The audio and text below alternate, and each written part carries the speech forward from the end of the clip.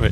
On vous entend très bien, Lionel. Alors, comme je le disais, ici, il y a encore pas mal de monde. Et j'ai à côté de moi Chantal Eméhoud, qui est maire d'Embrun et qui est présidente de la communauté de communes de l'Embrunais. Alors, Chantal Eméhoud, ça doit vous faire plaisir. Nous sommes fin août. Bah, bien sûr, c'est bientôt la rentrée. On le sent, hein. Les cartables se préparent, mais aussi les journalistes reprennent le travail. Nombreuses personnes sont reparties. Mais ça doit vous faire plaisir de voir encore un petit peu de monde là, devant ce plan d'eau qui est magnifique. Vous me le disiez avant qu'on prenne l'antenne, c'est magnifique.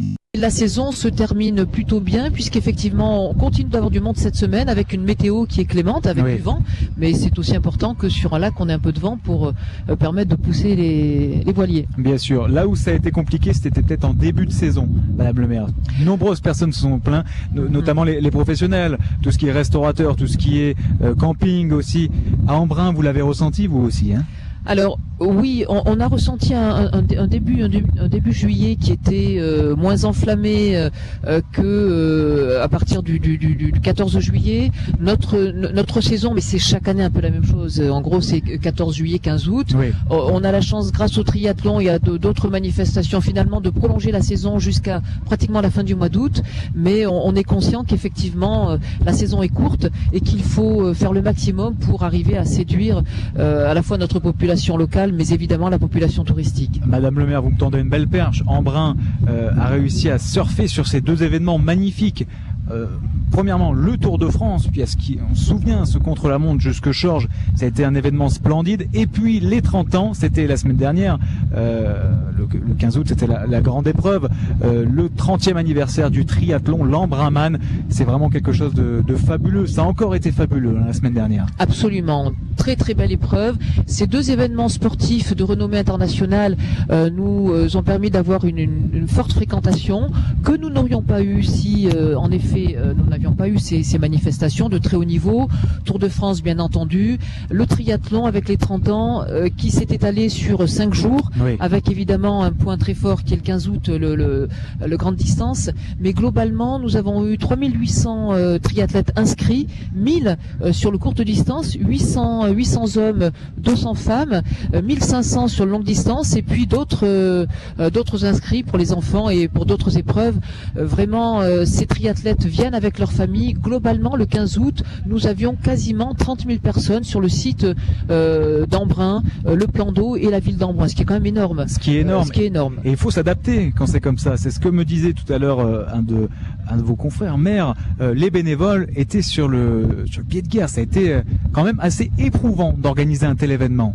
Tout à fait. Alors c'est en effet un gros travail pour les bénévoles. En même temps, le fait que la manifestation soit portée par une association en lien principalement avec la commune d'Embrun, la communauté de communes de l'Embrunais, mais aussi les communes de l'Embrunais qui viennent prêter main forte en nous mettant quelques agents à disposition, permet de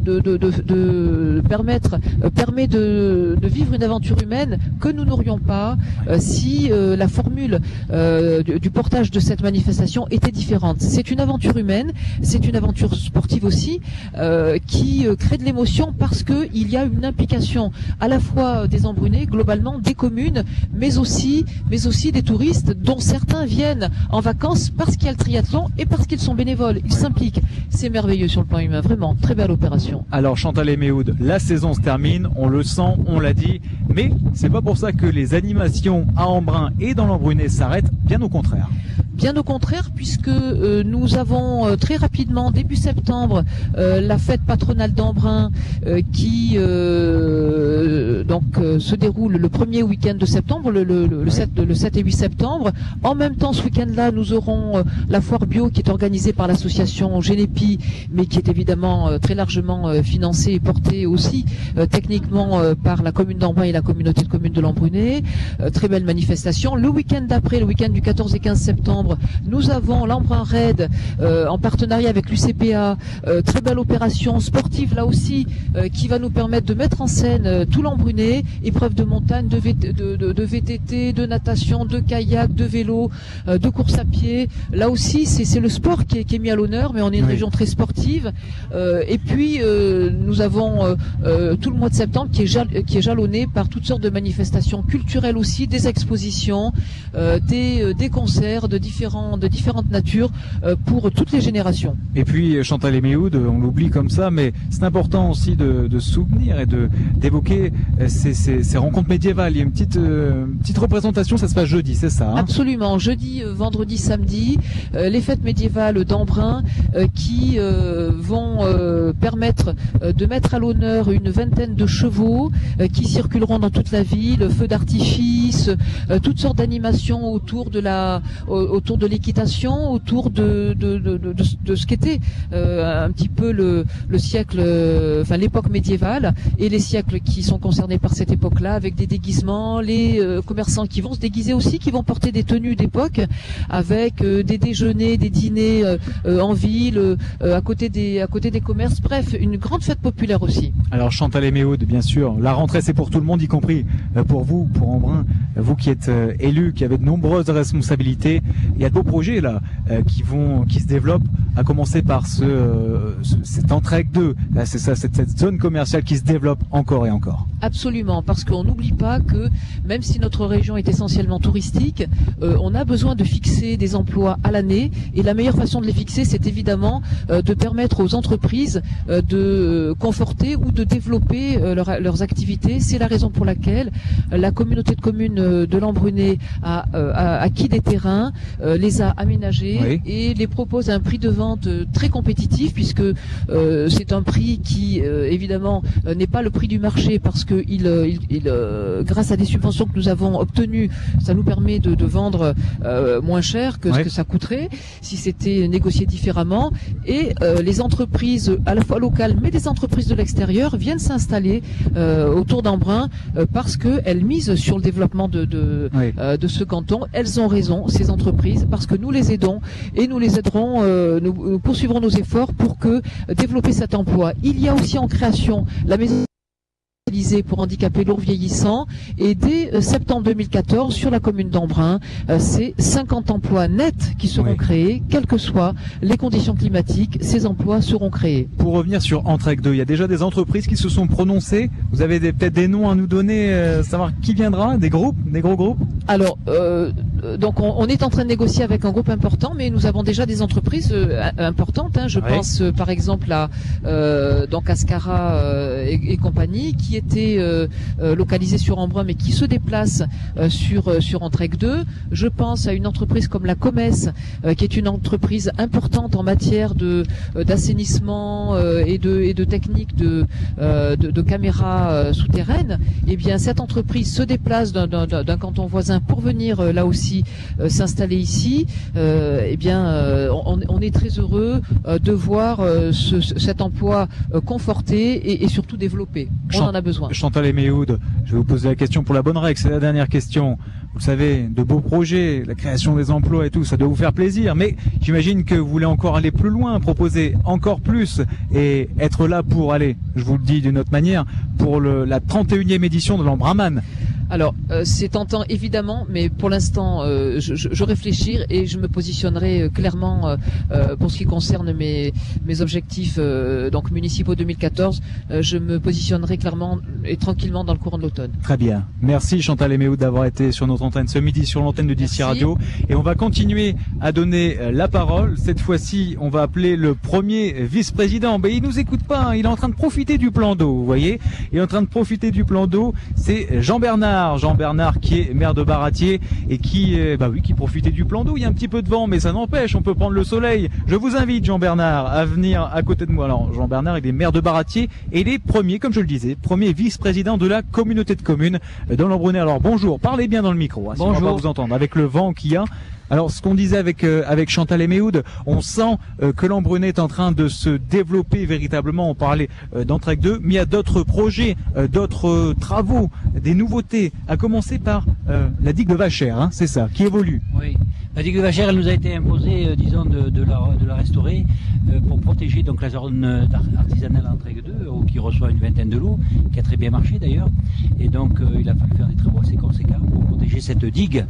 Donc voilà, donc on a fait beaucoup de débroussaillements, on va donc restaurer la maçonnerie, on va enlever les plages d'alluvions pour les mettre sur la digue afin qu'on puisse rouler dessus.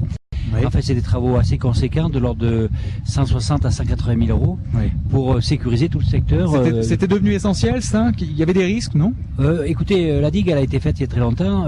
Vachères ne s'approchait pas trop de la digue. Mais bon, vous savez, les contraintes aujourd'hui, les normes sont de plus en plus sévères. On était tenu donc de faire un inventaire, une étude de risque, et donc de faire ces travaux. Oui. Mais le torrent de Vachères était quand même assez loin de la digue, et on peut pas dire qu'à ce jour, elle a été abîmée par le Vachère. Alors vous qui êtes premier vice-président de la communauté de communes de l'Embrunais, il y a Oui. d'autres projets qui vont être développés à partir de septembre, parce qu'on le disait, la rentrée c'est pour tout le monde, y compris pour vous. Oui. Eh bien, on continue donc nos travaux d'assainissement entre Illouz et l'Embrunais, qui sont pas évidents, vous savez, 10 millions d'euros de travaux. Ça a été la station d'épuration des ors, c'est l'assainissement collectif et non collectif dans différents hameaux. On va l'inaugurer. L'air multiservice. L'air multiservice. Parlez-moi-en un petit peu, ça je sais que ça vous tient à cœur. Voilà, donc elle est sur la commune de Baratier, mais bon, l'Embrunais est un territoire avant tout. Oui. Et donc, il y a beaucoup de gens, naturellement, les gens se retrouvaient là pour monter aux ordres. Oui. Aussi bien les perchemans que les pisteurs secouristes, les moniteurs se retrouvaient donc à cet endroit-là. Donc nous avons négocié avec l'État, puisque c'était des terrains délaissés de l'État, et il y a eu un travail très intéressant de fait avec le Conseil général des Hautes-Alpes. Oui. On a créé 77 places, on va faire un bâtiment d'accueil. Voilà, donc on fait une aire de chaînage qui n'existait pas. Les gens, quand ils montaient en haut aux ors chaînés sur la route départementale, c'était très dangereux. Donc tout ceci a été sécurisé. Il y aura des bornes tactiles et tout ça. Donc c'est le point d'entrée de l'Embrunais qui est bien amélioré. Et je trouve qu'il y a un bon travail, mais c'est un coût de l'ordre de 400 000 euros. Ouais, alors tout ça c'est gratuit, hein. On peut y participer qu'au voiturage, on somme, Ah, bien on sûr, dépose notre ouais, voiture, ouais. on échange, on monte. Voilà, C'est voilà. très bien, c'est Ouais. très à la mode, mais c'est très utile aussi. Très utile, voilà. C'est pas des grands, c'est pas spectaculaire et tout, mais ça rend service à tous les saisonniers. Et puis c'est aussi le trajet de la navette Embrun-les-Ors qui s'arrête là. Donc il y aura un bâtiment pour abriter les gens, il y aura des sanitaires, on va mettre des ordures ménagères, Ouais. enfin un point qui vont on va mettre des tables et des chaises pour que les touristes qui arriveront dans l'Embrunais pourront donc se restaurer un petit peu avec des panneaux informatiques qui informeront donc sur l'Embrunais, la Durance, les Ors, Crévous et tout ceci. Enfin voilà, donc c'est une aire d'entrée qui a été bien améliorée. Et voilà, donc. Oui, il fera bon y vivre. Enfin, bon y vivre. On ira voilà. presque faire des pique-niques là-bas, c'est ça À que vous êtes en l'hiver, train de nous mais dire. là, comme en ce moment il y a un peu de vent, mais c'est toujours. L'été très agréable. prochain. Voilà, l'été prochain, pas de problème. Très bien. Jean-Bernard, merci d'avoir été Voilà. sur notre antenne ce midi, sur l'antenne de DC Radio. Et on va continuer à donner la parole. On va parler nouvelles technologies, tenez maintenant. Et un petit peu d'Internet, oui, parce qu'il y a le e-projet. Alors ça, le e-projet, c'est quelque chose. C'est vraiment très important. Et c'est Marc Zanetto, maire de Saint-André-d'Embrun et vice-président de la communauté de communes de l'Embrunais, chargé du tourisme et donc des nouvelles technologies, qui va nous en parler. Bonjour, Marc Zanetto. Bonjour. Et merci d'être sur DC Radio ce midi. Alors parlez-moi de cet e-projet. C'est quoi le e-projet? On sait que ça touche Internet, mais c'est assez vague, hein? C'est assez vague et c'est beaucoup plus complexe que ça. C'est pas qu'Internet, c'est toutes Ouais. les nouvelles technologies dont Internet fait partie. Donc pourquoi un e-projet? C'était justement pour essayer d'appréhender tout ce qu'on trouve sur le marché actuellement pour voir comment on pouvait l'adapter à notre vie locale. Ouais. Alors il y a beaucoup de choses. La première des choses, c'est vrai qu'il y a l'administration, c'est-à-dire que si vous venez à la commune de Saint-André, vous verrez pour parler simple et pour que tout le monde comprenne, des immensipates qui font 1,50 m de diagonale, des écrans tactiles sur lesquels on peut jouer sur les différents écrans. Ouais. C'est aussi l'espace Valéen dans lequel on a déployé des espaces tactiles, des écrans tactiles sur Ouais. la commune de Crévous, sur la commune de Réalon, sur la commune des Ors. Ce sont, si vous voulez, des offices du tourisme qui sont ouverts 24 heures sur 24. Ouais. Donc on trouve toutes les informations. Et puis c'est aussi, on a travaillé dans le cadre donc des belvédères et des vallées Oui. suspendues sur un projet qui s'appelle Arrêt Paysage. Ouais, c'est quoi ça au juste? Alors aujourd'hui, avec les nouvelles technologies, avec ces nouveaux téléphones et les tablettes, on peut se positionner.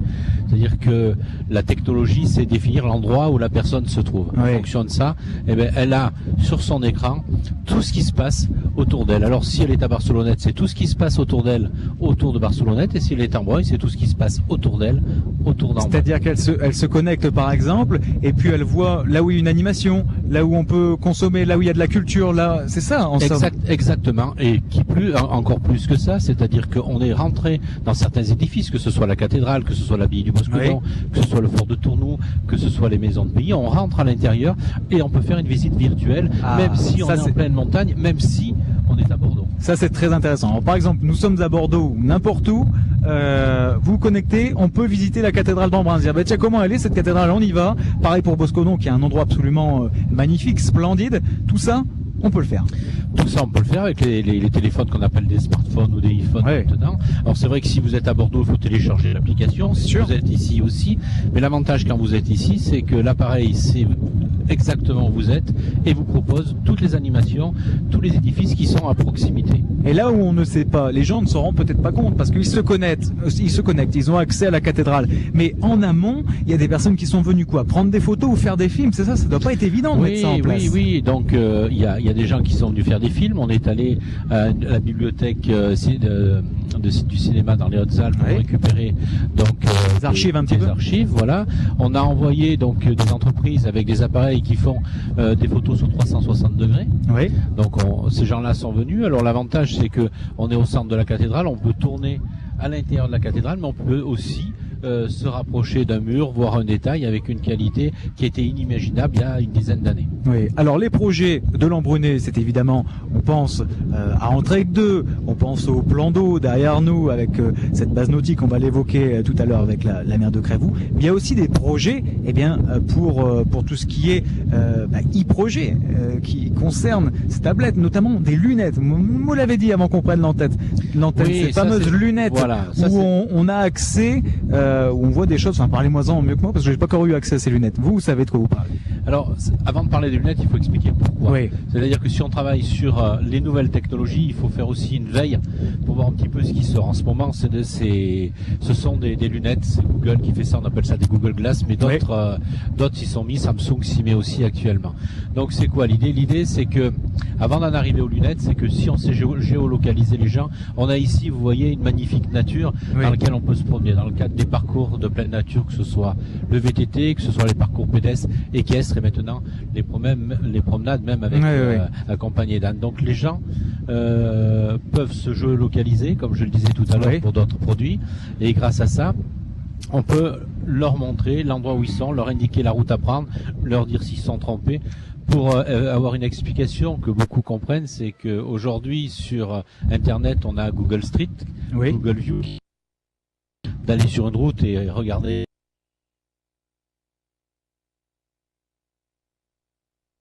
chez soi, voir une descente VTT par exemple, ou un parcours VTT, mais on pourrait être sur le parcours VTT et sur son smartphone, son téléphone, on aura donc le parcours qui se déroulera devant, en indiquant s'il faut aller à droite, à gauche, si incroyable. On s'est perdu, mais on peut plus se tromper maintenant. Alors. Mais qui plus est, voilà, et on en arrive aux lunettes maintenant, c'est que ces nouvelles lunettes, ce seront les smartphones de demain. Oui. Donc on va avoir dans le coin de la lunette un carré. Alors c'est étudié pour que, bien entendu, on puisse quand même regarder la route. Oui. Et vous savez, un clarinettiste, un violoniste, quand il joue dans un orchestre, il voit sa partition, mais il voit aussi le chef d'orchestre. On aura ces deux vues-là, et c'est une nouvelle efficacité aussi pour notre territoire, parce que se positionner sur ces nouvelles technologies, c'est aussi un vecteur de communication intéressant. Oui, alors, et on parle même des lentilles, vous savez, maintenant il y a des lentilles de contact où on peut voir, avoir accès à son iPhone. On peut imaginer beaucoup de choses pour l'avenir. Merci en tout cas, Marc Zanetto, d'avoir été sur notre antenne ce midi, sur l'antenne du DC Radio, et on continue. Merci. On va donner la parole maintenant à Jean-Pierre Gandois. On va parler un petit peu de culture. Eh bien oui, on va parler de l'animation culturelle, de la communauté de communes, de l'Embrunet. Alors Jean-Pierre Gandois, il est maire de Crau, vice-président donc chargé de la culture et du patrimoine. Bonjour, parlez bien dans le micro, sinon on va pas vous entendre. Bonjour monsieur Gandois. Alors c'est ce qu'on disait, la culture dans l'Embrunet, c'est vraiment... Cette culture a une place essentielle ici. Peut-être même plus qu'ailleurs. On pourrait dire non, l'Embrunet se repose sur son cadre, on le voit, c'est magnifique sur le plan d'eau, mais non, la culture est développée également. La culture est développée, c'est vrai que nous avons tellement de monuments et l'abbaye de Boscodon, le château de Picontal, la cathédrale du Réal à Embrun. tous ces monuments emblématiques un peu pour le département, c'est vrai que ça draine énormément de monde, hein, c'est sûr. Et puis la culture, c'est essentiel, on peut pas vivre sans un minimum de culture. Comment vous l'avez senti cette saison? Chantal Aimé disait, ça a été un petit peu compliqué début de juillet. Pour ce qui est des fréquentations aux animations culturelles, ça a été pareil? Vous l'avez ressenti? C'est vrai que au mois de juillet, ça a démarré un peu lentement, hein, mais on va dire largement rattrapé par le mois d'août. Au niveau des animations culturelles, c'est déjà, ça draine toujours un public un peu sélectionné. Je vois que nous avons fait un salon des écrivains sur Pau, et c'est vrai que c'est toujours un public un peu restreint quand même qui est intéressé par ce type de manifestation. Mais ça fait rien, il faut continuer. Alors on va pas parler que de votre commune, mais on va y revenir tout de même parce que on peut pas passer à côté. Il y a le traditionnel musée de la charcuterie à Crau. Ça s'est bien passé? Ces 2 mois, ça attire du monde, ça. Hein. Ça attire du monde, et puis c'est vrai que on va dire, c'est la France profonde, quoi, hein, la charcuterie, tout le monde, surtout dans le coin, quoi, tout le monde a baigné dedans dès son plus jeune âge. Et puis nos amis anciens charcutiers ont monté une association et ils ont un projet donc depuis plusieurs années de réussir à faire un vrai musée de la charcuterie. Et bon, ce projet est en train de se réaliser puisqu'il y a une étude de faisabilité qui est en train d'être menée au sein de la Comcom là, par un cabinet, et très rapidement, je pense que ça pourra se concrétiser. Et à quoi il faudrait s'attendre? Alors, un agrandissement? Qu'est-ce qu'on pourrait voir?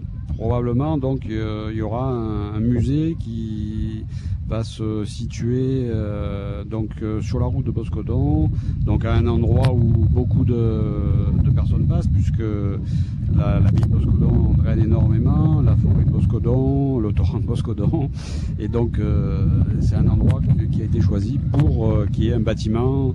Alors ça se présentera sous la forme de resto-musée, c'est-à-dire qu'en même temps que il y aura donc des présentations de collections, il y aura aussi un restaurant qui délivrera les spécialités de nos amis charcutiers, les spécialités locales, quoi. Pour en revenir sur la saison et sur la culture ici dans l'Embrunet, vous avez proposé tout au long de ces 2 mois, peut-être que ça continue, hein, vous allez me le dire, des visites guidées. Oui, il y a des visites guidées qui donc tout l'été se poursuivent donc sur chacune des 8 communes du canton. Et donc chaque commune a ses visites guidées. Donc Embrun, c'est la cathédrale, le centre ancien, mais aussi le centre contemporain, puisque donc il y a des nouveaux bâtiments qui ont été construits récemment. Sur Baratier, ça va être le Clapier des Monges. Sur Crévoux ou sur Saint-André, il y a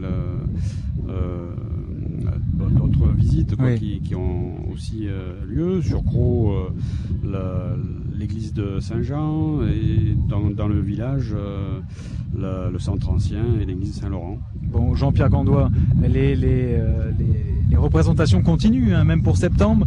À quoi il faut s'attendre, ces rendez-vous culturels? Je sais que chez vous, on va revenir une dernière fois sur Crau, il y a le Salon des Arts, hein, c'est ça, qui aura lieu bientôt là. Le premier Salon des Arts qui va avoir lieu donc le week-end du 7 et 8 septembre, donc avec des artistes connus nationalement, donc 4 peintres et 2 sculpteurs. Et donc ils nous font l'honneur de venir sur Crau, donc comme quoi on va dire on amène un musée sur Crau, et donc j'espère qu'il y aura beaucoup de monde qui viendra visiter cette exposition. Le vernissage aura lieu le 7 septembre à 17h en présence du sénateur Pierre-Bernard Raymond. Très bien. Et de Richard Siri, et puis je pense de tous les élus du canton. Il y aura d'autres rendez-vous culturels à prévoir, pas forcément à Crau, mais dans l'Embrunet pour le mois de septembre là.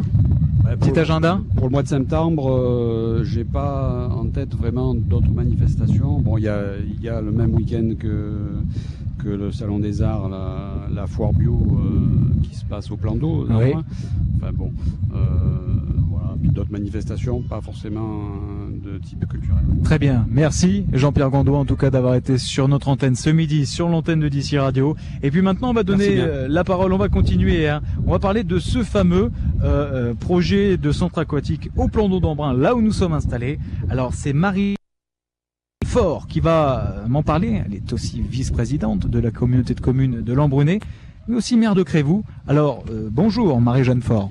Bonjour. Parlez bien là. Ah, on vous a pas entendu. On n'a pas entendu votre bonjour. On va vous le redemander. Allez-y. Bonjour. Donc, Radio d'ici. Alors, expliquez-moi un petit peu. Ce plan d'eau derrière nous, il va y avoir un centre aquatique. C'est ça. À quoi il faut s'attendre alors dans les prochaines années? Eh ben, bon, ce n'est pas pour tout de suite. Hein. Bon, c'est pas encore très bien défini puisque c'est à la phase d'étude. Hein.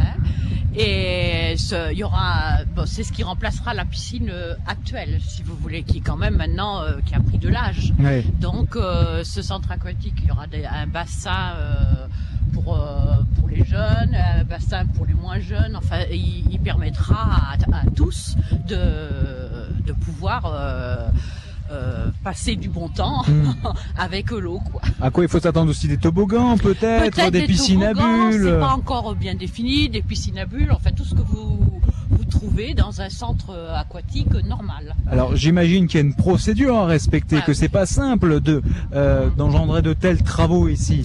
Voilà. Donc, si vous voulez, le lieu est déjà choisi. C'est déjà bien. Parce que quand on a déjà le terrain, le lieu... En plus, c'est magnifique ici. C'est magnifique. Donc, maintenant, on est à la phase d'étude. Après, il y aura la phase de permis de construire.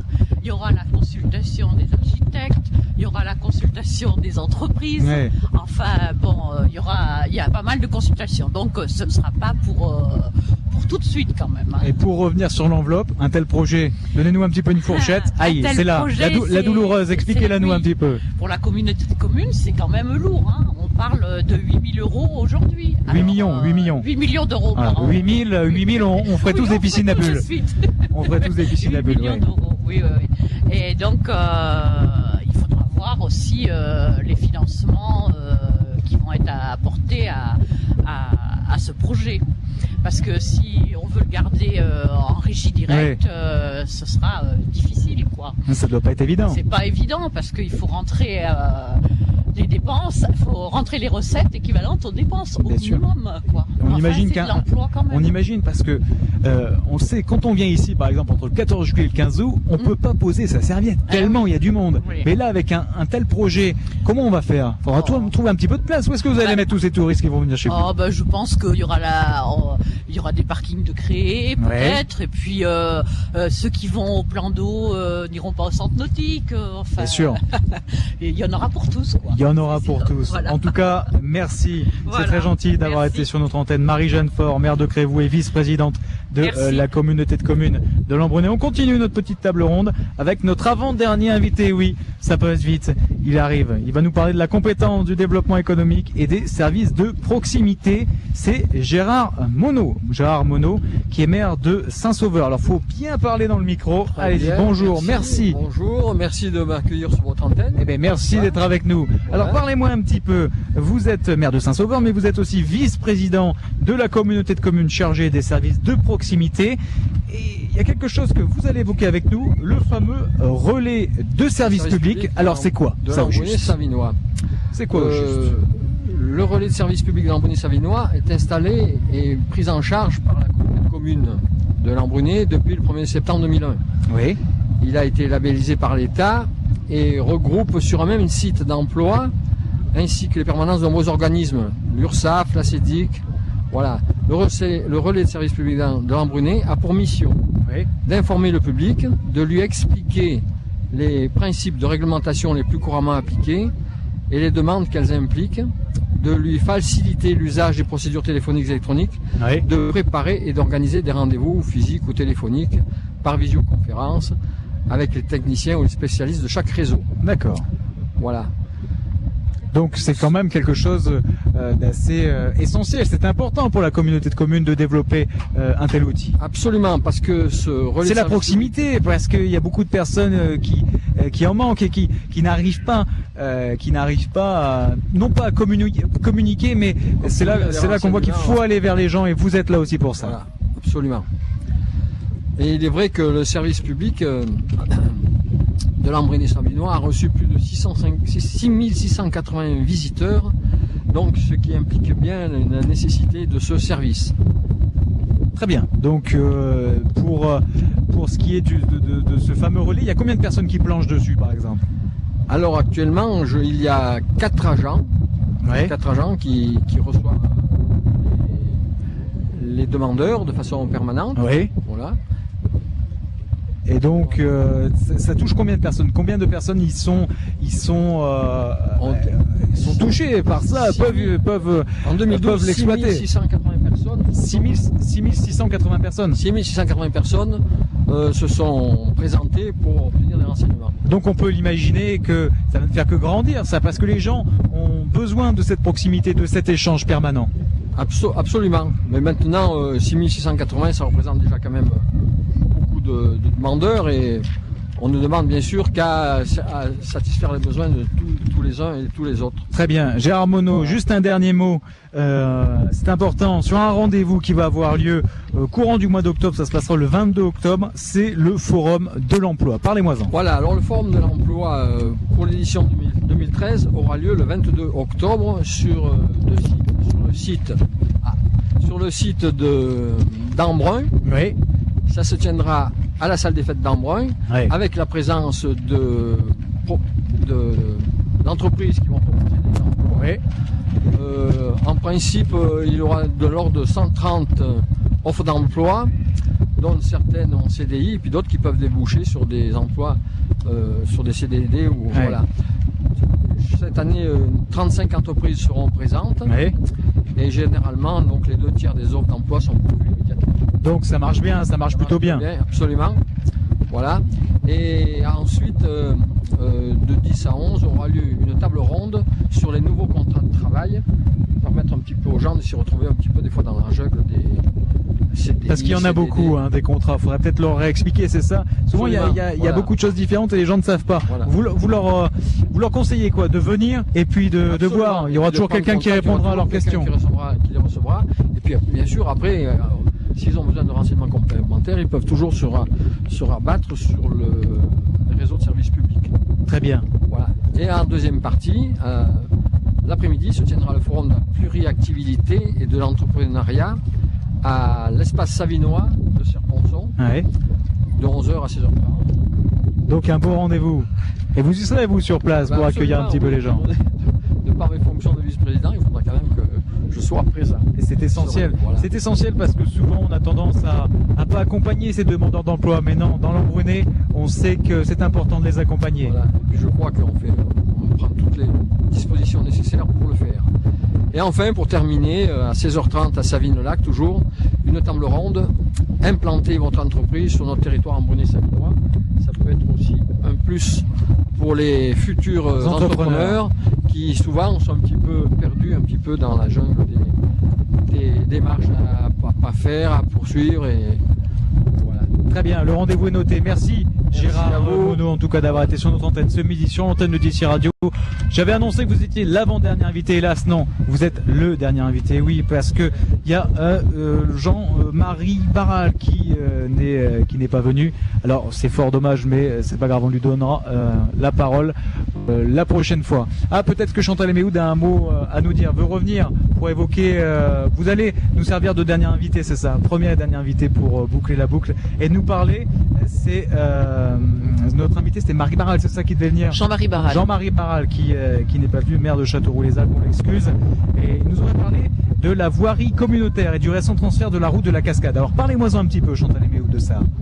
Chaque commune a la possibilité de céder à la communauté de communes une portion de voie communale Oui. dont on considère qu'elle est soit touristique, soit qu'elle relie deux communes entre elles. C'est le cas de la route de la Cascade qui permet d'aller rejoindre le parc national des Écrins. C'est la raison pour laquelle la commune de Châteauroux a souhaité que cette portion de voirie soit communautaire, ce que nous avons fait par délibération. Et la communauté de communes vient de réaliser des travaux de goudronnage pour cette route. Voilà, donc Jean-Marie Barral devait présenter ce projet. Oui. Je le fais à sa place. place. Mais donc c'est le signe aussi d'une solidarité de la communauté de communes envers les différentes communes, chacune devant s'y retrouver aussi, puisque on sait bien que la solidarité c'est important, mais chacun voit aussi midi à sa porte.